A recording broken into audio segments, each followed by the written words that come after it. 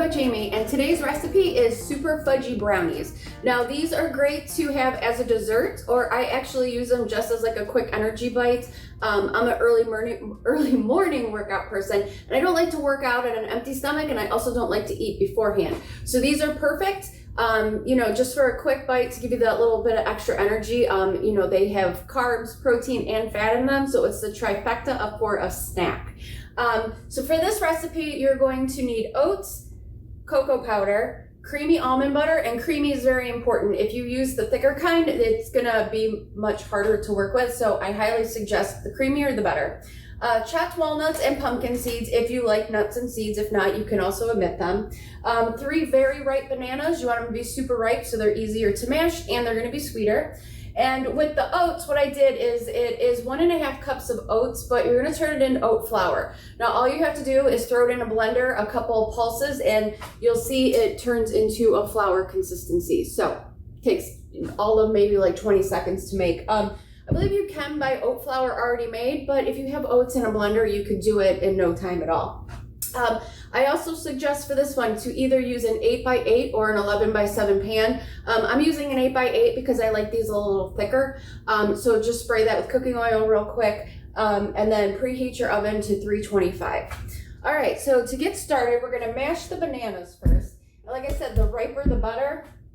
And I like to use a potato masher for mine to make sure I get them nice and mashed. I buy bananas just for the purpose of letting them get super ripe and using them for a lot of recipes. They also freeze very well. And I'm going to tell you this too. If you freeze your bananas, or even if they're ripe and you plan on using them for banana bread or a recipe like this, I also suggest freeze them first, and then when they defrost, they have like all this banana goop with them, and it looks gross, but I promise you, it actually enhances the recipe. It makes everything much sweeter. It stops breads from drying out and whatnot. So always freeze your bananas first.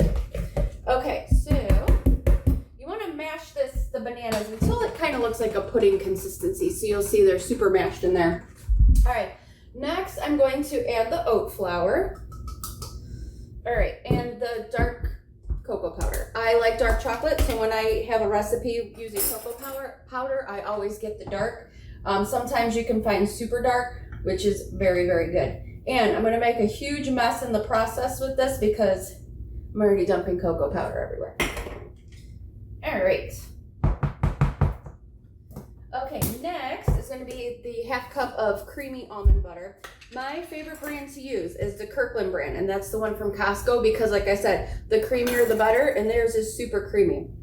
Now, when you use natural nut butters, you're gonna see too that the oil tends to settle on top, and you're gonna do a lot of stirring and a lot of stirring and a lot of stirring to get that all mixed in. What I do is I actually store the jar upside down, and this way it stops all the oil from collecting at the top. You're still gonna have to mix it, but you're not gonna have to do it nearly as much. And then also on a side note, my daughter taught me recently, and she saw this on TikTok.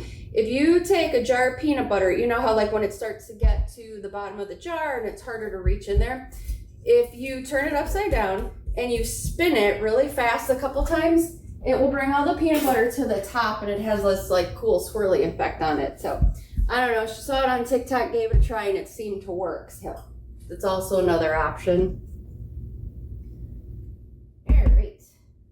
Then you're just gonna mix all of this together. If you're adding seeds and nuts, I put those in last and I add it to the top of the brownies. And it does take, it's a workout just mixing this batter. And these take about 15 to 20 minutes, depending on your oven.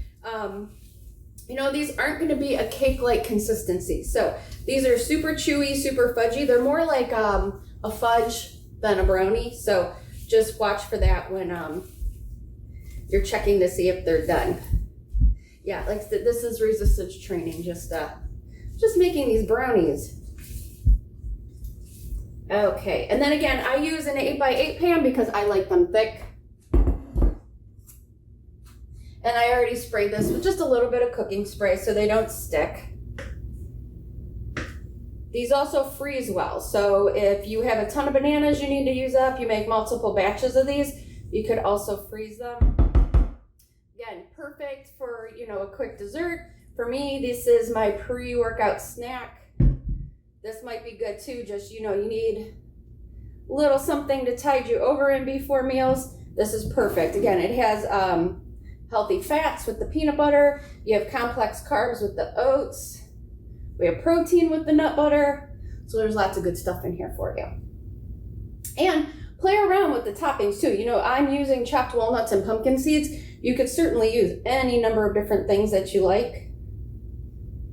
And this one is safe to taste the batter because there's no eggs in it. So win-win. All right, I'm just gonna clean this off real quick. And I cut these into 16 squares. So if you're somebody who tracks calories, macros, anything like that, I typically leave this as 16 servings. All right, I'm gonna go throw these in the oven and I will be back to show you what they look like when they're done. So hang tight. All right, I am back with my brownies. So these took about 22 minutes in the oven. I started at 15, checked them at 15. I still had a spot that was a little doughy, so I put it in for an extra 5 minutes. And then I also put the pumpkin seeds and walnuts on top before popping them in the oven. I forgot to do that in the first segment, so they were added on there. I will say this with these, it's very, very, very important you let them completely cool before you attempt to cut them because they are so fudgy. If you try to drag a knife through while they're still warm, it's just going to get clumped up. So I even like to put them in the refrigerator for a few hours before cutting. So here you go. Here are what the completed brownies look like. And again, in an 8x8 pan, I made 16 servings. I like them a little thicker, so I go with the smaller size pan. So let me know what you think and if you enjoyed them. All right, thank you.